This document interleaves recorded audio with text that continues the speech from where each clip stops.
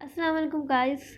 आज जो है हम कॉन्सेंट के बारे में पढ़ते हैं। कॉन्सेंट क्या है? सिंपली बाहिमी रजामंदी को कहते हैं। मीन्स टू से यस, किसी भी चीज़ की इजाज़त दे देना, उसे हम कॉन्सेंट कहते हैं।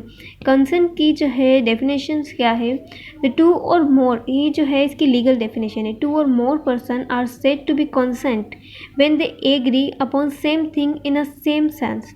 मतलब दो या दो से ज़्यादा पर्सन जो हैं वो एक चीज़ पर जो है एग्री हो जाए, एक ही चीज़ पर, सेम चीज़ पर एग्री हो जाए, उसे हम कॉन्सेंट कहते हैं। ठीक है, यानी इजाज़तनामा, इजाज़त मिल जाए। ठीक है। फ्री कॉन्सेंट मतलब कि फ्री कॉन्सेंट क्या होता है? जब कॉन्सेंट जो है किसी भी प्रेशर या फ्रॉड या मिस्टेक से ना लिया गया हो, बंदे ने खुद इजाज़त दी हो। ठीक है, बिल्कुल free. So the consent is said to be free when it is not caused by coercion, undue influence, mistake, misrepresentation and fraud. ठीक है, यही चीज़ जो है BCQs में आती है। इसलिए इन 5 चीज़ों को जो है याद कर लेना है कि इन 5 चीज़ों के अलावा अगर वो कॉन्सेंट अपनी मर्ज़ी से दे रहा है, उससे हम फ्री कॉन्सेंट कहते हैं।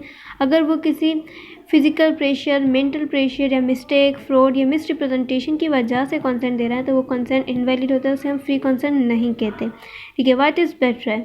अगर कोई भी कॉन्ट्रैक्ट विदाउट परमिशन के हो तो उसे हम कंसीडर करते हैं एज अ बेटर। ये भी BCQ का क्वेश्चन है।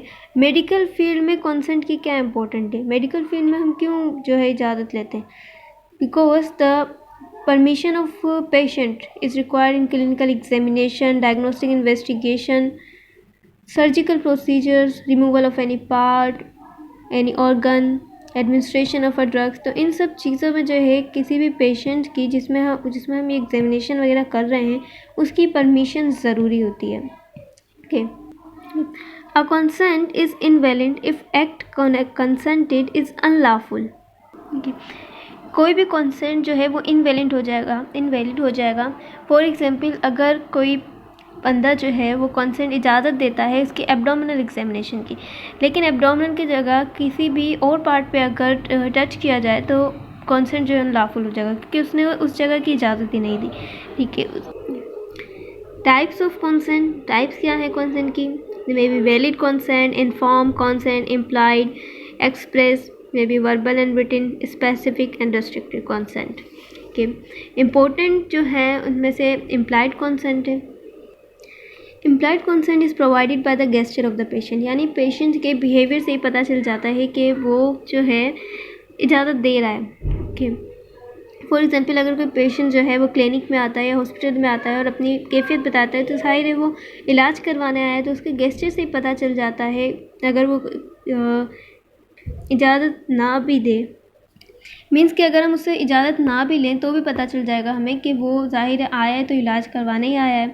ओके, लेकिन ये implied consent is just acceptable up to a simple physical examination, only like blood pressure checking और शुगर चेकिंग, उसमें जस्ट इसे इम्प्लाई किया जाता है इम्प्लाइड कंसेंट को, तो सिंपल फिजिकल एग्जामिनेशन जो नॉर्मल रूटीन में होते हैं उसमें। और ये मोस्ट कॉमन वैरायटी है जो कि हॉस्पिटल्स में प्रैक्टिस की जा रही है, यूज़ की जा रही है, यानी कि जस्ट पेशेंट के गेस्चर से ही पता लगा लेते हैं कि पेशेंट खुद इजाज़त दे रहा है। एक्सप्रेस कंसेंट की 2 टाइप्स हैं, ओरल एंड रिटन। ओरल मतलब बंदा ओरली इजाज़त दे दे कि हाँ यस मैं इजाज़त देता हूँ आपको, सिंपल लैंग्वेज में। And it is acceptable in relatively minor examination and therapeutic procedures, यानी उसमें इंस्ट्रूमेंटेशन जो है वो यूज़ की जाए बट विदाउट एनेस्थीसिया। लाइक अगर किसी ज़ख्म को जो है वो टांके लगाए जा रहे हैं, स्टिचिंग की जा रही है, तो उस बंदे से सिंपली ओरली पूछे जाए कि भाई क्या मैं ये कर सकता हूँ, और वो इजाज़त दे दे हाँ इट्स ओके, तो उसे हम ओरल कंसेंट में ले आते हैं। तो ये भी जो है माइनर एग्जामिनेशन और माइनर थेरेप्यूटिक प्रोसीजर्स के लिए यूज़ होता है ओरल में। और ये ज़्यादा अच्छा होगा कि ये जो है हम किसी तीसरे बंदे की जो है प्रेजेंस में लें, ये कोई तीसरा बंदा हो तो ज़्यादा अच्छा रहेगा। ठीक है। रिटन कंसेंट में आ जाते हैं। रिटन कंसेंट में जो है परमिशन ऑब्टेन इन राइटिंग और for signing of written statement, कोई भी स्टेटमेंट, राइटिंग स्टेटमेंट है, उस पर जस्ट साइन करवा लें, उससे उसमें सारी बात लिखी हुई हो, उससे साइन करवा लें कि आप भाई लिख कर दे दें हमें कि आप इजाज़त दे रहे हैं नहीं, क्योंकि ये एज अ सेपरेट पेपर पे तो होता है, तो इसीलिए सेपरेट पेपर पे होता है, इसलिए इजी प्रूफ होता है एंड परमानेंट फॉर्म में होता है। एंड रिटन में अगर एक्सप्रेस कंसेंट है तो ये एक्सेप्टेबल होता है for all major therapeutic and surgical procedures में, एंडोस्कोपी, रेडियोलॉजी, यानी ऑल प्रोसीजर में ये जो है एक्सेप्टेबल होता है। उसके बाद आ जाते हैं हम इन्फॉर्म कंसेंट पे। इन्फॉर्म कंसेंट जो है ये हम बंदे से परमिशन तो लेते हैं, लेकिन उससे पहले उसे जो भी प्रोसीजर कर रहे हैं उसकी सारी इन्फॉर्मेशन देते हैं, उसके फ़ायदे क्या हैं, उसके नुकसानात क्या हैं, उसका अल्टरनेटिव्स क्या है, और फिर बंदे को ये सब इन्फॉर्मेशन देने के बाद उसे चांस देते हैं कि वो डिसाइड करे उसे करवाना है या नहीं करवाना। इसलिए ये जो है आइडियल एंड एक्सेप्टेबल टाइप है। When the permission is obtained after a reasonable explanation of a proposed procedures to the patient and giving him a fair chance to make a decision voluntarily। ये ideal and acceptable type है। इसकी कुछ elements हैं, कुछ बातें हैं कि patients को हमें ऑल इंफॉर्मेशन प्रोवाइड करनी है ताकि वो डिसीजन जो है वो इजीली ले सके, और पेशेंट जो है उसमें इतनी कैपेसिटी हो कि वो कंसेंट दे, मतलब कि कोई बच्चा ना हो, कोई पागल ना हो, मेंटल प्रॉब्लम ना हो, तो the patient has the capacity to consent to the treatment. And the third element is that the patient express consent voluntarily without the influence of any other person, यानी जो बंदा consent दे रहा है वो freely दे, किसी के प्रेशर में ना दे। तो ये तीन एलिमेंट ज़रूरी हैं कि बंदे को हमने सारी इन्फॉर्मेशन देनी है, उसमें इतनी कैपेसिटी होनी चाहिए कि वो कंसेंट दे सके, और दूसरा कि वो फ्रीली कंसेंट दे, किसी के प्रेशर में आकर ना दे। उसके बाद हम आ जाते हैं ब्लैंकेट कंसेंट पे। अच्छा, ये जो है इनवैलिड है in the eye of law because it does not provide a patient to fair chance logical decision and it is not a precise type of consent. इसमें कंसेंट में क्या होता है कि कोई ना कोई इन्फॉर्मेशन जो है डॉक्टर छिपा लेते हैं, यानी पेशेंट्स को इन्फॉर्मेशन ही सही नहीं देता, बस उसे एग्री कर लेना, ठीक है, तो उसको कोई फेयर चांस ना देना कि वो सही डिसीजन ले सके। इसलिए ये प्रिसाइज टाइप का नहीं है कंसेंट, और कॉमनली ही हॉस्पिटल में यही प्रैक्टिस किया जाता है। मतलब किसी सर्जरी के बारे में पेशेंट को सारी इन्फॉर्मेशन नहीं दी और वो सर्जरी कर देना, इसलिए जो है ये इनवैलिड है in the eye of law. उसके बाद जो है prepare procedure of consent taking. Prepare मतलब प्रोसीजर क्या है कंसेंट लेने का।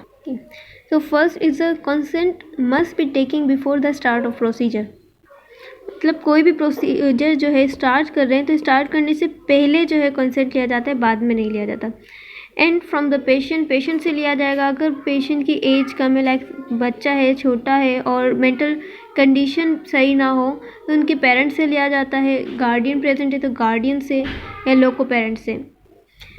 लोको पेरेंट्स क्या होते हैं कि फॉर एग्जांपल अगर एक बच्चा जो है स्कूल से हॉस्पिटल आया तो स्कूल में के उसके साथ जो है कोई हेड मास्टर वगैरह, कोई टीचर वगैरह आई होगी, वो as a loco parent act करेंगे, वो भी जो है कंसेंट दे सकते हैं, ठीक है। थर्ड थिंग क्या है कि कंसेंट लेते वक्त हमें उससे एक्सप्लेन करना पड़ेगा।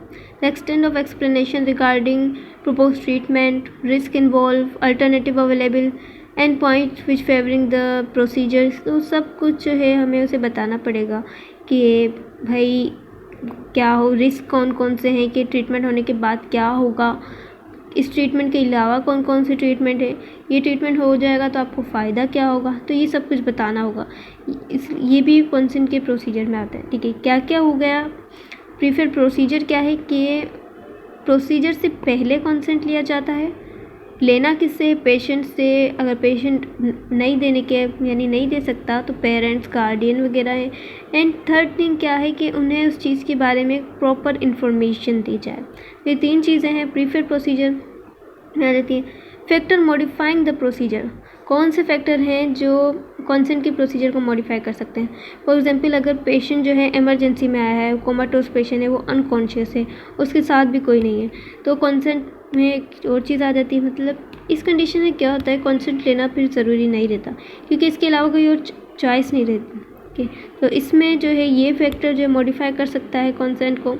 इसके अलावा मेरिट पेशेंट जो होता है उसमें when the procedure involve any organ of generation, यानी उसमें पार्टनर की जो है वो पार्टनर का कंसेंट ज़रूरी होती है, ज़्यादा ज़रूरी होती है मैरिड पेशेंट में। इस तरह कुछ फैक्टर्स हैं जो कि मॉडिफाइड करते हैं प्रोसीजर्स को। Situations where consent need not be obtain, मतलब कौन सी ऐसी सिचुएशंस हैं जिसमें कंसेंट लेना ज़रूरी नहीं होता। For example, court order for psychiatric examination and treatment, court order दे कि भाई इस बंदे का जो है मेंटल स्टेटस चेक करना है। फॉर एग्जांपल, बहुत सी दफ़ा क्या होते हैं, मुजरिम जो होते हैं वो जो है अपने आप को पागल साबित कर लेते हैं अदालत में, तो अदालत जो है ऑर्डर देती है मेडिकल प्रैक्टिशनर को कि उसे एग्जामाइन करो कि ये इसे वाकई प्रॉब्लम है या नहीं है। तो इस चीज़ में जो है उस पेशेंट का कंसेंट ज़रूरी नहीं होता, कोर्ट के ऑर्डर्स होते हैं। ठीक है, मेंबर्स ऑफ आर्म फोर्स। अच्छा, कुछ जब आर्मी में जाते हैं तो मेडिकल जो है एग्जामिनेशन होती है, तो उसमें भी जो है उस बंदे की जो है इजाज़त ज़रूरी नहीं होती। उसके बाद इमिग्रेंट जो बाहर से आते हैं, तो एयरपोर्ट पे मेडिकल स्टाफ होता है, वो उनकी अगर चेकिंग दे रहा है तो उसमें भी उनकी जो इमिग्रेंट्स हैं उनकी इजाज़त की ज़रूरत नहीं होती। जैसे कि अभी कोविड-19 में हो रहा है, तो उसमें उन बंदे की इजाज़त नहीं चाहिए, आगे से उनको ऑर्डर मिले वहीं करने के लिए। So immigrants may be examined by airport medical staff. And fourth is person who suffering from notifiable disease, मतलब वो कोई पर्सन जो ऐसे डिसीज़ से सफ़र कर रहे हो जो फैलने वाली हो। ठीक है, यानी ऐसी डिसीज़ जो सोसाइटी के लिए जो है डेंजर हो, तो उस डिसीज़ में जो पेशेंट को नोटिफाई भी किया जाता है, नोटिफिकेशन भेजी जाती है। एंड अगर वो पेशेंट अपने आप की एग्जामिनेशन नहीं करवा रहा है तो जो एग्जामिनर है वो खुद उसकी एग्जामिनेशन कर सकता है बगैर उसकी इजाज़त के। ठीक है, सो वो पेशेंट जो ऐसी डिसीज़ से कॉन्टेगियस डिसीज़ से सफ़र कर रहे हैं उनका भी कंसेंट लेने की ज़रूरत नहीं होती। ठीक है, तो इसमें 4 चीज़ें आ गई कि इमिग्रेंट्स की, person who suffering from notified disease, court order for psychiatric examinations and member of arm force. If you guys like this video, please like and subscribe my channel. Thank you.